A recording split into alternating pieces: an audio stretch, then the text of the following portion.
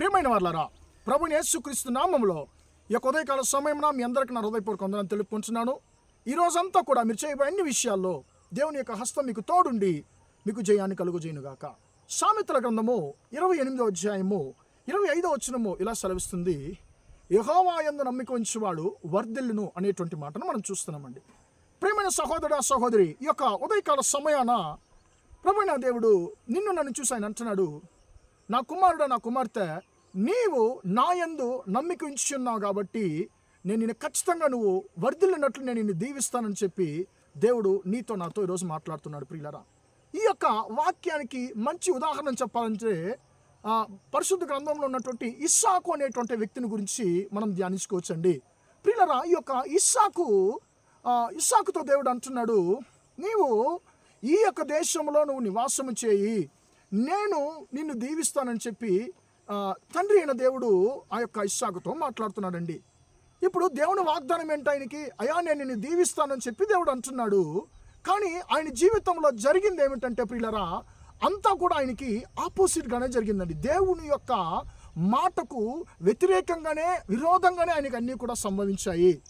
ఎలాగంటే ప్రియులరా, ఆయన యొక్క కష్టము ఆయన దగ్గర నుంచి, ఆయన యొక్క చేతి కష్టము ఆయన దగ్గర నుంచి బలాత్కారంగా శత్రువుల ద్వారా అది తీసేసుకోబడుతుంది. అతని యొక్క పని మనుషులు కష్టపడి బావిలు త్రవ్వుతున్నారు, కానీ శత్రువులు ఏం చేస్తున్నారంటే ఇవి మాయి అని చెప్పి వారు ఆయన యొక్క కష్టాన్ని దొంగిలించేది మనం చూస్తున్నాం ప్రియులరా. అది మాత్రం కాదు, ఆయన 2 సార్లు ఆయన బావిలు తవ్వినా కూడా అవన్నిటిని కూడా శత్రువులు తీసేసుకుంటున్నారు. అది మాత్రం కాకుండా ప్రియులరా, ఆయన ఉన్నటువంటి దేశం నుంచి ఆయన వెళ్ళగొట్టబడుతున్నాడు. ఆ రాజే తరిమేస్తున్నాడు. ప్రియులరా, ఆయనకు దేవుడు ఏం చెప్పాడు? అయ్యా నేను దీవిస్తానని చెప్పన్నాడు. కానీ ఆయన జీవితంలో జరిగిందంతా ఏంటంటే దేవునికి విరోధంగా, దేవుని యొక్క మాటలకు విరోధంగా అని జరిగిందండి. కానీ ఆయన సొమ్మసిల్లిపోలేదు, యెహోవాని నమ్మడం వదిలిపెట్టలేదు.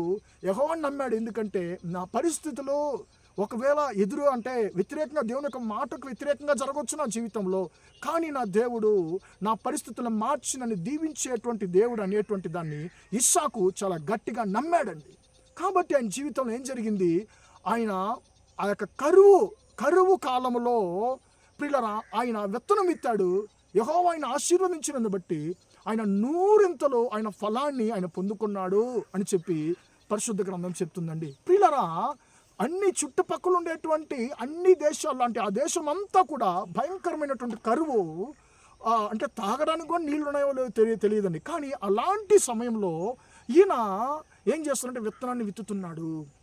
అందరూ ఏమనుకుంటారు? ఏమన్నా ఇస్సాకుకి ఏమన్నా బుద్ధి ఏమన్నా చెడిపోయిందేమో, ఆయనకి ఏమన్నా పిచ్చి పట్టిందేమో అని చెప్పి అనుకుంటారండి.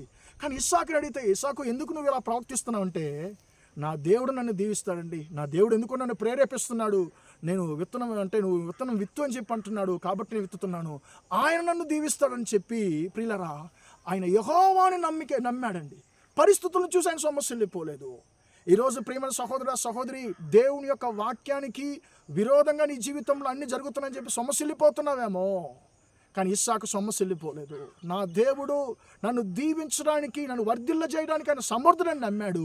ఆయన నమ్మకం ప్రకారమే ఇస్సాకుని దేవుడు ఎక్కువగా వర్ధిల్ల చేశాడు. చివరికి ఏ శత్రువులైతే ఆయన వెళ్ళగొట్టారో దేశం నుంచి, వారు వచ్చి మళ్ళీ ఆయన ఎత్తుక్కుంటూ వస్తున్నారు. అయ్యా నీతో యెహోవా నిశ్చయంగా నీతో దేవుడు ఉన్నాడని చెప్పి మేము చూసాము, గ్రహించాము, కాబట్టి నీతో మేము సమాధాన నిబంధన చేసుకొని ఇష్టపడుతున్నామని చెప్పి అన్నారండి.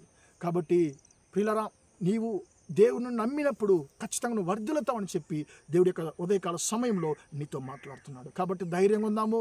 దేవుని యొక్క వాగ్దానము నిశ్చయంగా నీ జీవితంలో ఫలిస్తుందని చెప్పి దేవుడు నీతో మాట్లాడుతున్నాడు. యెహోవా యందు నమ్మిక ఉంచువాడు వర్ధిల్లును అనేటువంటి మాట ప్రకారము మీరు కూడా ఖచ్చితంగా వర్ధిల్లుతారు. ప్రార్థన చేద్దామా?